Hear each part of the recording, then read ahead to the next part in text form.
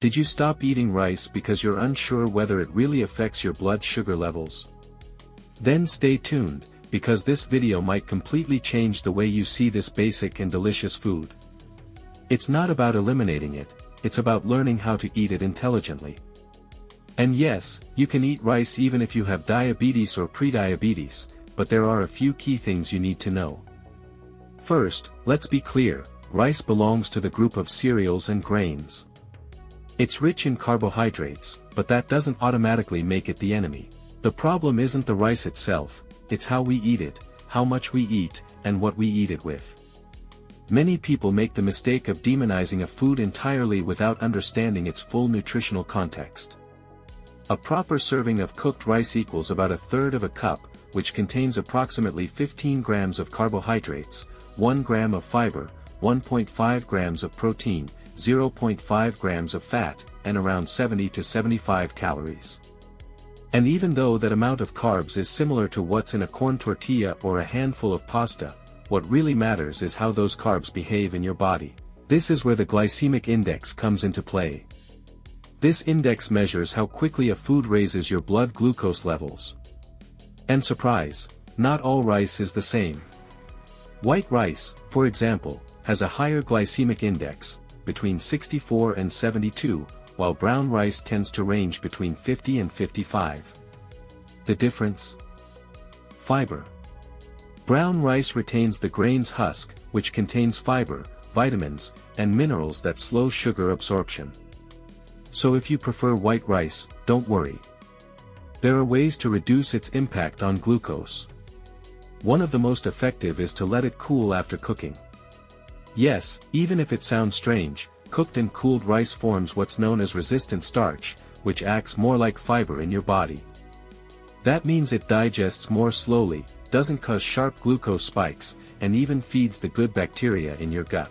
One study found that cooling cooked rice for 24 hours at 4 degrees Celsius significantly increases the amount of resistant starch. And the best part? You can reheat it before eating without losing that benefit. So if you like to meal prep, cooking rice in bulk and storing it in the fridge to reheat later is a great strategy.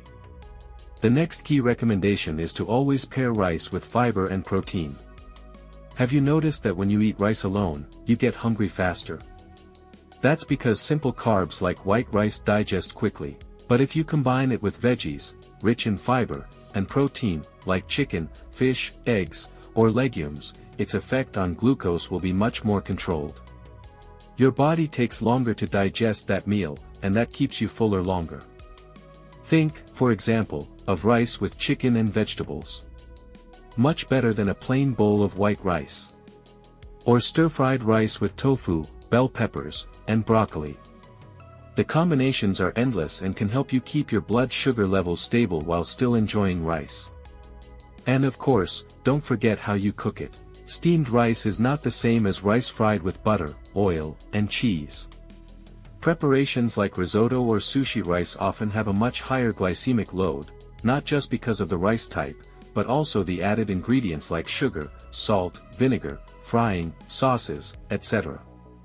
In contrast, steamed, boiled, or simply prepared brown rice is much more metabolism-friendly. An even better option is brown basmati rice or wild rice. These varieties have lower glycemic indexes and pleasant taste and texture. And due to their composition, they tend to release glucose into the body more slowly and steadily. Another thing to keep in mind is that rice, like other grains, should not be the main part of the plate. The key is to treat it as a side dish, not the star. Instead of filling your plate with rice and adding a little chicken on top, do the opposite, let protein and vegetables be the base, and rice the small addition. Another useful trick is to measure your portions. Use a measuring cup to ensure you're not eating more than you need. Remember that 1/3 of a cup of cooked rice is a standard serving. Many people think they're eating just a little rice, but they're actually eating double or triple without realizing it.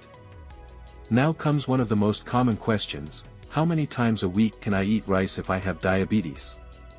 The answer depends on your meal plan, your level of physical activity, your glucose control, and your nutritionist. But in general, if you measure portions properly, choose the right combinations, and apply these strategies, you could eat rice several times a week without any problem. Remember, it's not about living in fear of food, it's about understanding it. Nutritional education is power.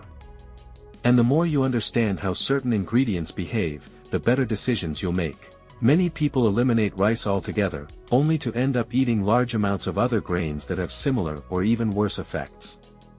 So if you love rice, don't cut it out. Learn how to eat it. Use brown rice, cool it after cooking, combine it with vegetables and proteins, and measure your portions. That way, you'll not only enjoy your meals but also care for your health without making extreme sacrifices. And most importantly, listen to your body. If after eating rice you feel weak, thirsty, tired, or you notice changes in your glucose levels, write it down and talk to a health professional. Every body is different. What works great for one person may cause problems for another. That's why it's so important to track, especially if you're learning to manage your diet with diabetes. And since we're talking about tracking, it's highly recommended to use a glucometer before and after eating rice. Do it a few times and take notes. What type of rice did you eat? In what quantity? Did you combine it with other foods? How was it prepared? What were your glucose levels before and after eating? With that information, you'll be able to identify which type of rice and in what context works best for you. Many people believe that the only way to manage diabetes is to eliminate all carbohydrates, but that's not entirely true. The brain needs glucose, muscles need energy, and carbohydrates, in the right amount and form, can be part of a healthy diet. Rice can be a useful energy source if handled with awareness and knowledge. Let's return for a moment to the concept of resistant starch, because it's a key point not everyone knows about. When you cook rice and let it cool, that starch transforms and no longer behaves like a simple carbohydrate. It digests more slowly, triggers a lower insulin response, feeds the gut microbiota, and in many cases, even helps improve insulin sensitivity.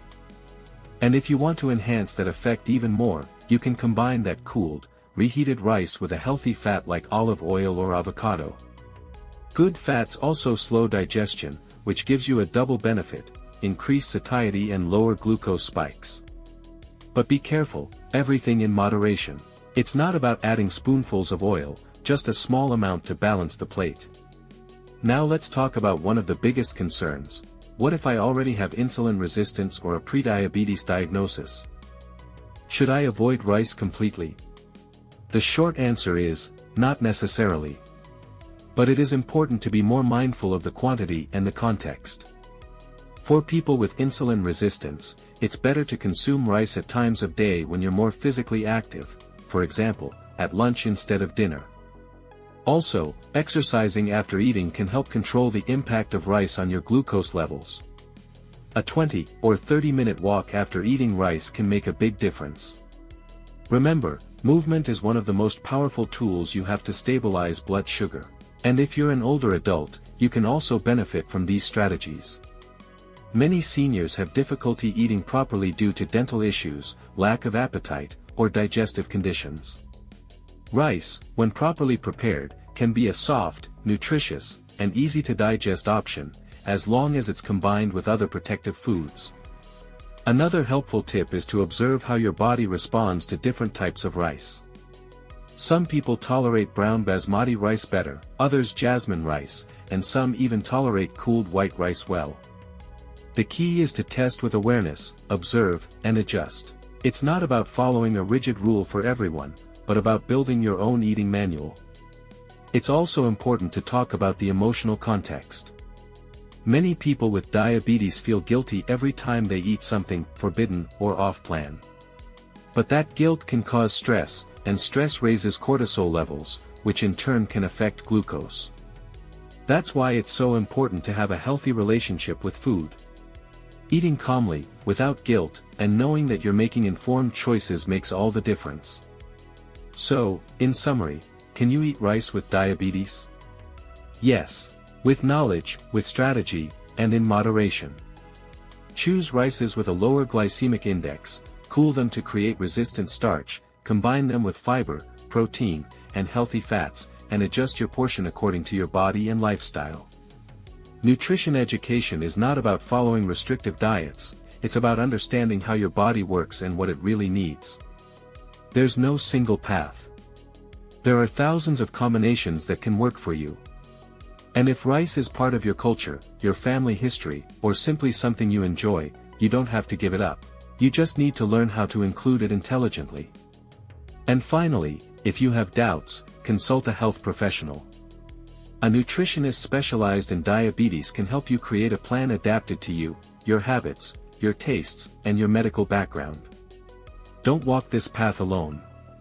The information is out there, the strategies exist, and results are possible. You just need to take the first step. So the next time someone tells you that rice is forbidden, you'll know that's not true. That rice, when understood and respected, can be a great ally. That you have the power to decide how to eat, when to eat, and what kind of impact you want to have on your health. Thank you for making it this far. If this video helped you, don't forget to share it with someone who needs to hear this. Because health also spreads when we share knowledge. And remember, it's not about eating less, it's about eating better. And you're already on that path. See you next time.